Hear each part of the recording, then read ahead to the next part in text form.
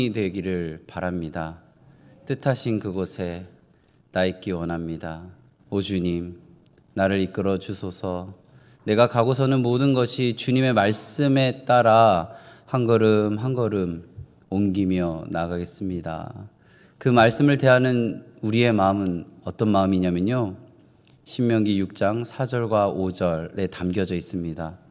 우리 한번 암송해 볼까요? 우리 오늘 암송하실 수 있는 분은 잠깐 눈을 감고 6장 4절과 5절 말씀을 함께 암송하고 이제 띄워드릴 거니까요, 혹시 아직 암송 못하신 분은 함께 읽어가면서 이 마음이 우리들의 마음 가운데 새겨지기를 바라는 마음으로 함께 암송 한번 해보겠습니다. 신명기 6장 4절과 5절입니다. 이스라엘아 들으라. 우리 하나님 여호와는 오직 유일한 여호와이시니 너는 마음을 다하고 뜻을 다하고 힘을 다하여 내 하나님 여호와를 사랑하라. 아멘. 이 말씀이 중심이 되어서 이 신명기 전체 이야기를 끌고 가기 때문에 이 말씀을 계속해서 반복해서 익히고 또 읽어보고 암송해보고 그러면서 이 말씀이 내 마음 가운데 새겨지기를 바라는 마음으로 우리 신명기 말씀을 함께 보면 좋겠습니다. 우리는 하루의 시간을 보낼 때 참 많은 선택을 합니다. 알람이 울리면 우리는 이제 선택을 해야 되죠. 일어날 것인가? 5분을 더 잘 것인가? 저는 오늘 알람이 울리자마자 이 선택에서 무엇을 선택했냐면요, 일어나지도 않았고 5분 더 자지도 않았고 10분 더 잤습니다. 그 다음에 우리는 무엇을 선택해야 하냐면요, 어떤 옷을 입을까를 이제 선택해야 합니다. 오늘은 이런 옷을 입을까? 오늘은 저런 옷을 입을까? 이런 선택을 하죠. 그리고 조금 시간이 지나면 우리는 이제 점심시간이 되면 무엇을 먹을까를 선택해야 합니다. 이런 크고 작은 선택들 가운데에는 무게감이 다 다르다는 겁니다. 제가 바로 일어났든 5분을 더 잤든 10분을 더 잤든 제 인생에 많은 변화가 있을까요? 있을 수도 있지만 대부분은 큰 영향을 사실은 끼치지는 않습니다. 제가 오늘 입은 옷이 제 인생 전체를 송두리째 바꾸어 놓는 그러한 옷의 선택이었을까요? 그럴 수도 있지만 대부분은 저의 옷이 제 인생 전체를 무너뜨리는 선택과는 사실은 큰 작용을 하지는 않습니다. 그런데 우리가 살아갈 때 지금 말씀드리는 선택들은 우리의 인생의 꽤 무게감이 있는 선택으로 다가옵니다. 예를 들어서 이런 거죠. 어떤 사람과 관계를 맺으며 하루를 살아갈 것인가? 그리고 하나님께서 나에게 주신 돈을 어떻게 사용할 것인가? 나에게 어려움이 닥쳐왔을 때 나는 이 어려움을 어떻게 풀어갈 것인가? 이런 선택들이요. 그리고 내 인생에 있어서 가장 무게감 있는 선택은 무엇이냐면 내 인생의 주인을 누구로 둘 것인가? 이 질문입니다. 오늘 본문은 이스라엘 백성들과 모세가 약속의 땅 가나안에 들어가기 직전, 바로 직전의 상황입니다. 그동안의 광야 생활을 모두 마치고 하나님께서 약속하신 그 광야의 시간들의 끝, 이제 약속의 땅 가나안의 정착 생활의 시작의 순간 속에 모세는 많은 이야기들을 가르치고 알려주고, 이렇게 하면 복 받는다, 이렇게 하면 저주한다, 순종해야 한다, 불순종하면 이렇게 된다라는 것을 다 알려준 후에 오늘 이 마지막 말씀을 통하여 무엇을 얘기하냐면요, 이제 너희는 무엇을 선택할 것인가 입니다. 그 대답이 오늘 설교 제목입니다. 설교 제목에 보면 생명을 선택하는 사람. 모든 것을 다 들은 후에 이제 뭐 선택할래? 라고 이야기할 때 저는 생명을 선택하겠습니다 라고 말하는 사람이 행복한 사람입니다 라는 것을 우리가 함께 한 절 한 절 읽어가며 나눠보도록 하겠습니다. 그런데요, 우리가 신앙생활할 때 혹시 이런 생각을 해본 적이 있지는 않은지 한번 생각해 보셨으면 좋겠습니다. 설교, 좋은 설교 듣잖아요, 우리? 좋은 설교를 듣는데 그 들은 다음에 저거를 내가 하기는 조금 어려운데 이런 생각하지 않으시나요? 성경책을 펴서 한 절 한 절을 읽어가는데 이 말씀이 맞아, 뭔가 이해가 돼, 납득이 돼. 그런데 내 현실에 적용하기는 조금 마음 가운데 거리감이 느껴지지는 않으시나요? 그리고 신앙생활하는 여러 가지 상황 속에 이렇게 하는 게 참 맞는 것 같은데 그거는 뭐 목사님이나 신앙생활 오래 한 믿음 좋은 분들이 하는 것이지 아직 나는 조금 어려운 것이라고 느껴지는 부분이 혹시 있지는 않으신가요? 그런 마음이 혹시 있다면 우리 11절 말씀을 통해서 하나님께서 말씀하시는데요. 우리 11절 말씀 함께 읽도록 하겠습니다. 내가 오늘 내게 명령한 이 명령은 내게 어려운 것도 아니요 먼 것도 아니라. 지금 앞으로 이제 우리가 듣게 되는 말씀은 명령은 어떻다고요? 어려운 것이 아니다. 먼 것이 아니다. 아주 가깝고 쉬운 것이다 라는 것, 이것을 꼭 기억해야 됩니다. 지금 우리가 이제 듣게 되는 말씀이 어려운 말씀이 아니고 먼 곳에 있는 말씀이 아니다. 12절 함께 읽겠습니다. 하늘에 있는 것이 아니니 내가 이르기를 누가 우리를 위하여 하늘에 올라가 그 명령을 우리에게로 가지고 와서 우리에게 들려 행하게 하랴 할 것이 아니요. 이제 듣게 되는 말씀은 그 하나님의 뜻은 하늘에 올라가서 받아와야 할 필요가 없다. 그리고 어떤 특별한 신비적인 체험으로 인하여 받아야 되는 것이 아니다. 어떤 영험하고 잘 준비되고 뭔가 탁월한 이가 하나님과 독대하여 비밀 문서를 받아와서 전해주는 말씀이 아니다라는 겁니다. 14절 함께 읽겠습니다. 13절 함께 읽겠습니다. 이것이 바다 밖에 있는 것이 아니니 내가 이르기를 누가 우리를 위하여 바다를 건너와서 그의 명령을 우리에게로 가지고 와서 우리에게 들려 행하게 하랴 할 것도 아니라. 이 말은 뭐냐면요, 그 당시에 고대 근동 전승에 따르면 귀중한 무언가를 들을 때에는 어떤 한 사람이 바다 건너가서 받아와야 한다라는 그런 이야기가 있습니다. 그럴 필요가 없다라는 겁니다. 상식적으로 이런 중요한 말씀은 어떤 사람이 바다 건너가서 받아와야 한다라는 이야기가 있는데 그럴 필요가 없다라는 겁니다. 지금 하는 이야기는 어떻다고요? 어려운 이야기도 아니고 먼 곳에 있는 이야기도 아니고 누구나 다 받아들일 수 있는 이야기다라고 이야기합니다. 자, 그러면 오늘날 우리는 어떨까를 생각해 보겠습니다. 행복이라는 이야기를 우리가 생각할 때 우리는 어떻게 생각하냐면요, 조금 더 가지면 행복하다라고 생각합니다. 조금 더 성공하면 행복할 것이다 라고 여깁니다. 조금 더 인정받으면 행복할 것이고 조금 더 좋은 환경이 되면 나는 행복할 것이라고 생각합니다. 끊임없이 내 안에 있는 것을 만족하지 못하고 다른 무언가를 바라보죠. 행복은 그래서 지금 내 곁에 가까운 곳에 있는 것이 아니라 멀리 어려운 것으로 생각을 하는데요, 그렇지 않다는 겁니다. 오늘 성경은 이야기합니다. 행복이라는 주제가 멀리 어려운 것이 아니라 지금 내 곁에 가까운 곳에 누구나 누릴 수 있는 것이라고 이야기하고 있습니다. 우리 14절 함께 읽겠습니다. 오직 그 말씀이 내 매우 가까워서 내 입에 있으며 내 마음에 있은즉 내가 이를 행할 수 있느니라. 말씀이 어디 있다고 기록하고 있나요? 입에. 또 말씀이 어디에 기록되어 있다고 이야기하나요? 마음에. 이 말은 어떤 거냐면요. 우리 신명기 6장 말씀 다시 한번 생각해 보면 이스라엘아 들으라 우리 하나님 여호와는 오직 유일한 여호와이시니 너는 마음을 다하고 뜻을 다하고 힘을 다하여 내 하나님 여호와를 사랑하라. 그 다음 구절이 뭐냐면요.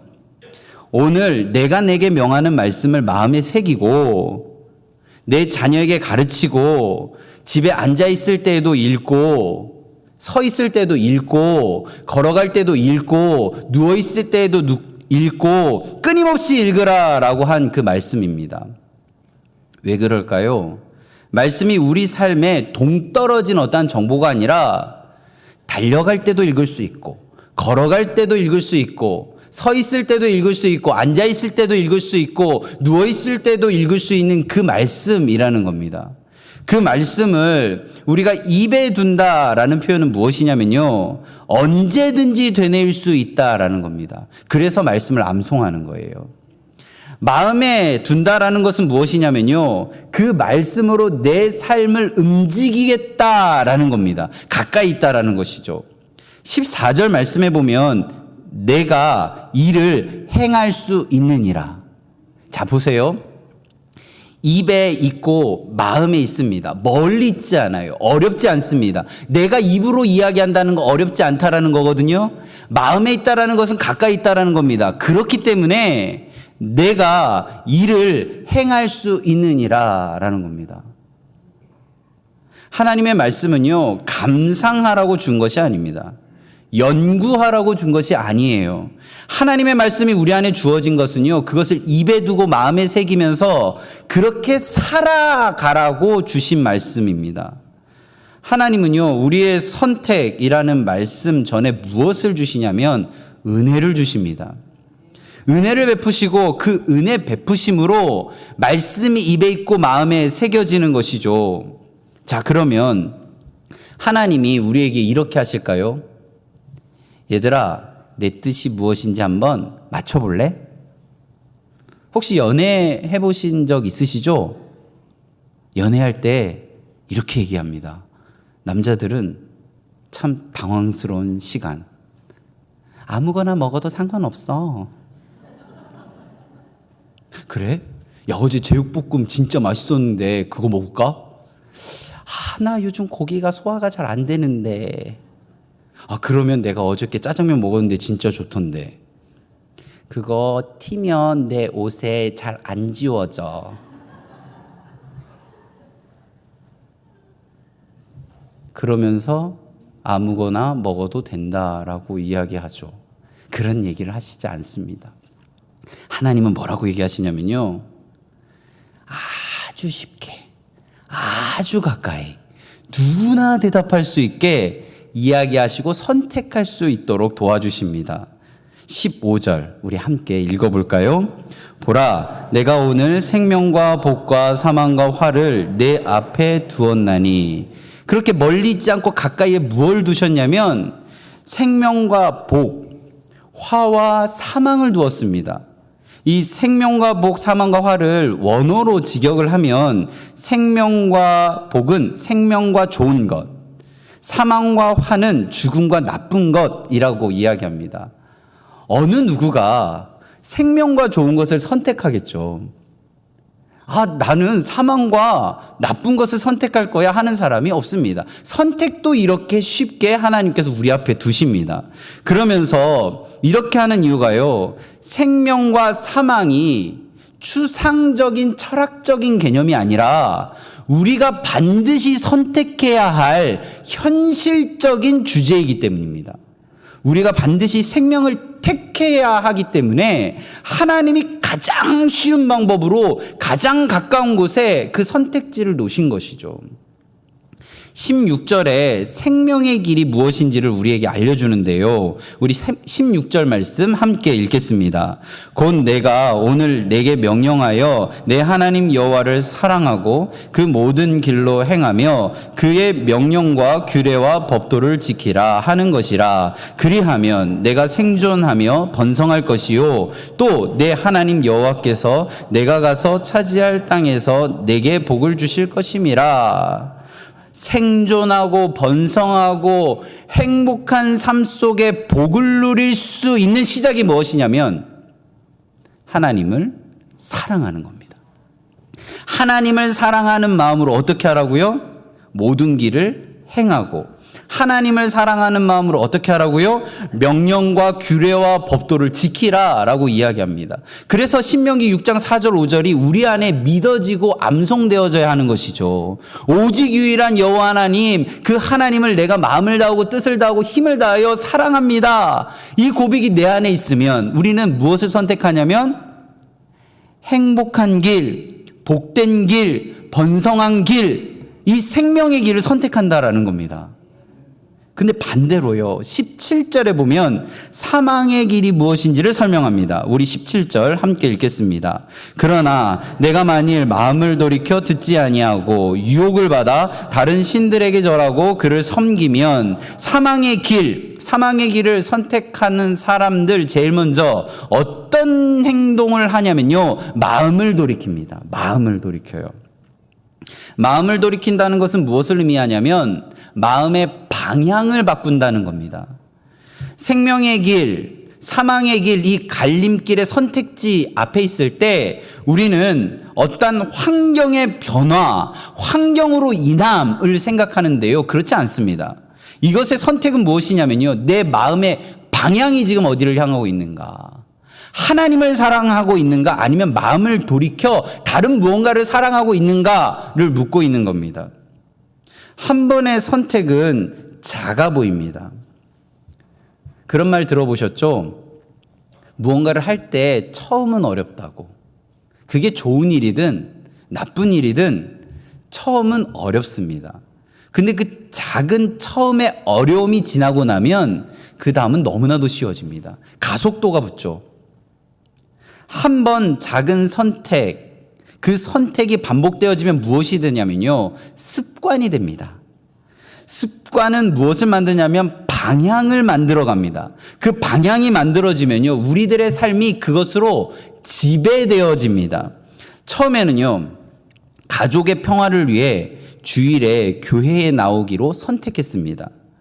교회에 와서 그 선택이 반복되어지면서 말씀을 듣고 찬양하고 기도하는 자리에 계속 서게 됩니다. 그러다 보니 어느 순간 하나님의 말씀이 내 마음 가운데 들어오고 내 생각과 선택이 기준이 조금씩 달라지게 되는 것을 느끼게 됩니다. 그렇게 작은 선택 하나가요, 말씀을 통해 하나님의 방향으로 그쪽으로 돌리게 되는 계기가 되는 것이죠. 오늘 이 자리에 어떠한 마음으로 여기에 앉아 계시는지 저는 다 알지 못합니다. 그런데 좋은 선택을 하셨습니다. 왜요? 그 마음의 방향을 하나님께로 집중할 수 있는 반복되어지는 습관의 시작 속에 있기 때문입니다. 자, 그래서요, 중요한 것은 무엇이냐면 내가 완벽해졌기 때문에 잘한다가 아니고요, 내 마음의 방향이 무엇인지를 알기 때문에 잘한다라고 표현할 수 있다라는 겁니다. 실수할 수 있습니다. 넘어질 수도 있고요. 잘못된 길을 한동안 갈 수도 있습니다. 그런데 절대 용납되어져서는 안 되는 건 무엇이냐면요, 내 마음의 방향이 하나님을 향하고 있느냐입니다. 오늘 집에 갈 때 한번 실험 한번 해보세요. 내 몸이 내 집을 향하고 있습니다. 몸은. 근데 눈은요, 다른 곳을 향하면서 이렇게, 제가 이게 마이크 때문에 하지 못하는데 이렇게 하면서 가보세요. 어떻게 되는가? 넘어지죠? 넘어지면 눈만 제대로 향하고 있으면, 그곳만 향하고 있으면 넘어지면 다시 일어나서 그곳으로 가면 됩니다. 이해되세요? 이게 뭐냐면 내비게이션을 켜고 운전하면 또 알 수 있습니다. 운전하고 이렇게 갈 때 우리가 낯선 길을 가거나 어떤 상황 때문에 신호를 놓치거나 길을 잘못 가면 내비게이션이 어떻게 하나요? 화를 내나요? 에이크!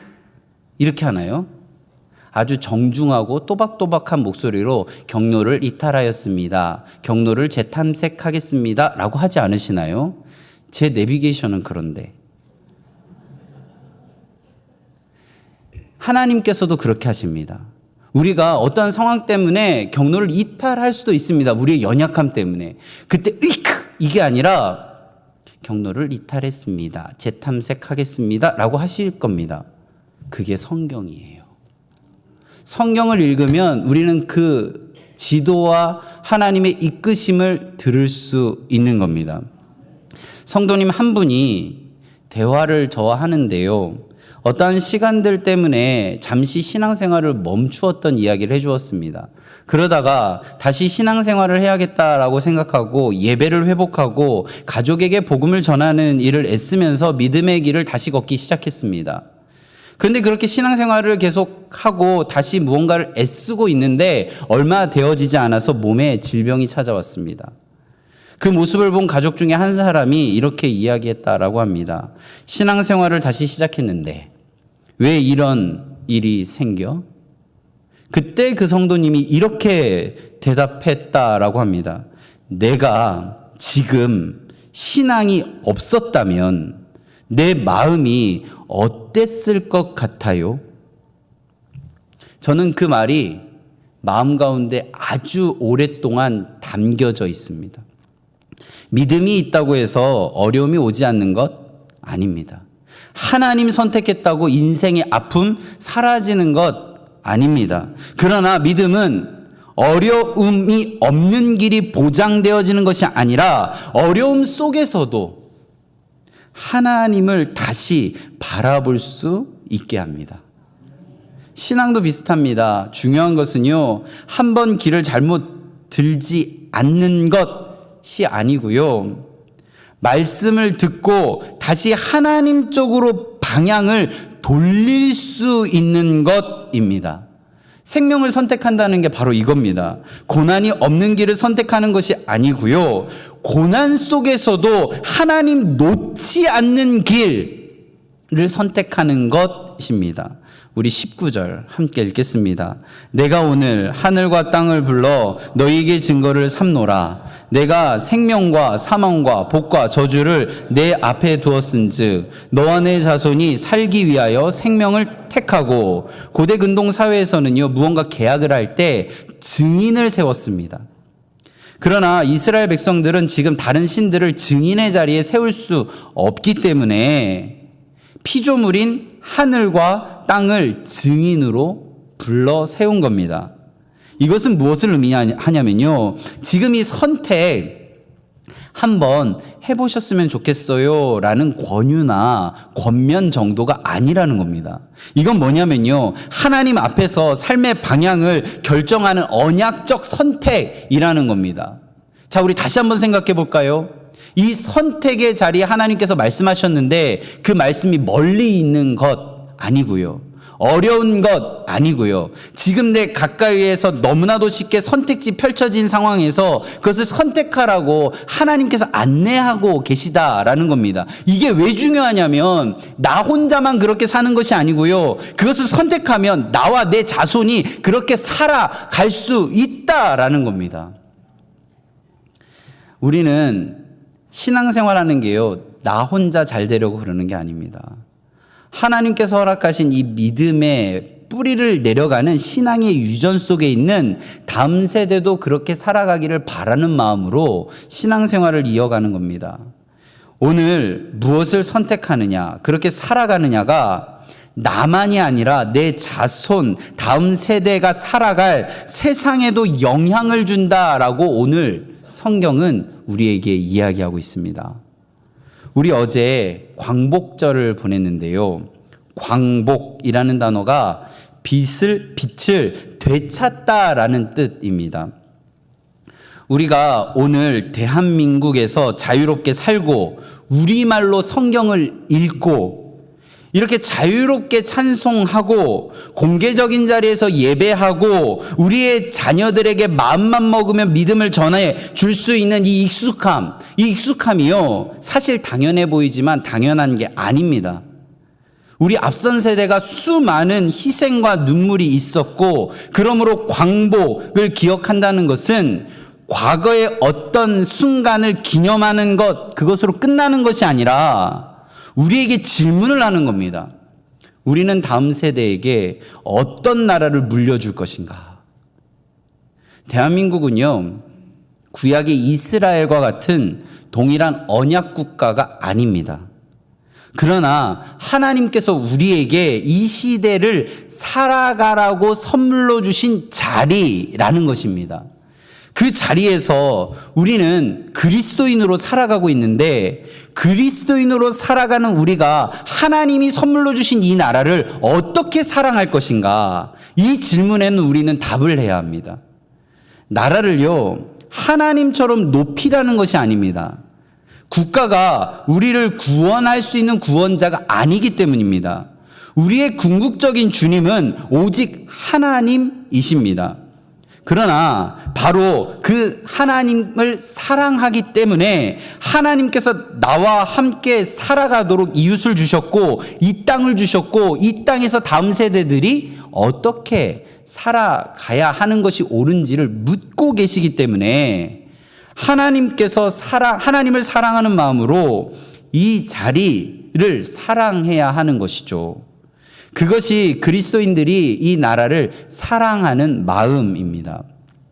앞선 세대가 우리에게 자유를 물려주었다면 이제 우리는 그 자유를 가지고 무엇을 선택할 것인가를 묻고 있는 겁니다. 성경은 분명하게 이야기합니다. 너와 내 자손이 살기 위하여 생명을 택하라. 오늘 선택은요, 오늘 끝나는 것이 아니고요, 우리의 선택은 다음 세대가 살아갈 길을 열어주는 것입니다. 그렇다면 이제 가장 중요한 질문을 해보겠습니다. 생명을 선택하는 것은 구체적으로 무엇입니까? 20절에서 대답합니다. 우리 20절 함께 읽겠습니다. 내 하나님 여호와를 사랑하고 그의 말씀을 청종하며 또 그를 의지하라. 그는 내 생명이시요 내 장수이시니 여호와께서 내 조상 아브라함과 이삭과 야곱에게 주리라고 맹세하신 땅에 내가 거주하리라. 모세는 생명을 선택하는 방법을 세 가지로 알려주는데요. 첫째, 하나님을 사랑하고, 둘째, 그의 말씀을 청종하며, 셋째, 그를 의지하라. 이것은 따로 떨어진 개별의 세 가지의 내용이 아니라 생명을 선택하면 나타나는 자연스러운 현상입니다. 생명을 선택하면 첫 번째 나타나는 현상이 하나님을 사랑하게 되어지는 겁니다. 어떻게요? 마음을 다하고 뜻을 다하고 힘을 다하여 어떤 하나님이요? 오직 유일한 여호와 하나님을 사랑하게 됩니다. 생명을 선택하고요, 하나님을 사랑하면 어떻게 되냐면 그의 말씀을 청종하고 싶은 마음이 생깁니다. 하나님이 무슨 말씀하시지? 내가 사랑하는 하나님 무슨 말씀하시지? 이렇게 귀를 기울이기 시작합니다. 그리고요, 생명을 선택하고 하나님을 사랑하고 그의 말씀에 귀를 기울이는 청종하게 되면 어떻게 하고 싶냐면요, 그를 의지하고 싶어집니다. 딱 붙어 있고 싶어지죠. 우리 누구 사랑하면요, 그의 이야기 너무 듣고 싶지 않나요? 그를 안아보고 싶지 않나요?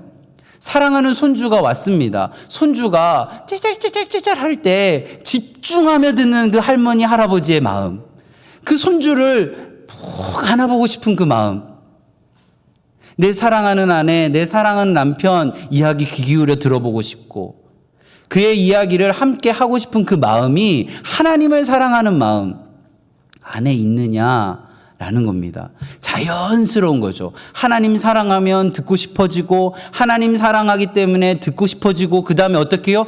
붙어 있고 싶은, 의지하고 싶은 마음이 나타난다라는 겁니다. 살다 보면요, 흔들릴 수 있습니다. 어떤 날은 믿음이 좋을 수도 있고, 어떤 날은 마음이 무너짐을 느껴질 때도 있습니다.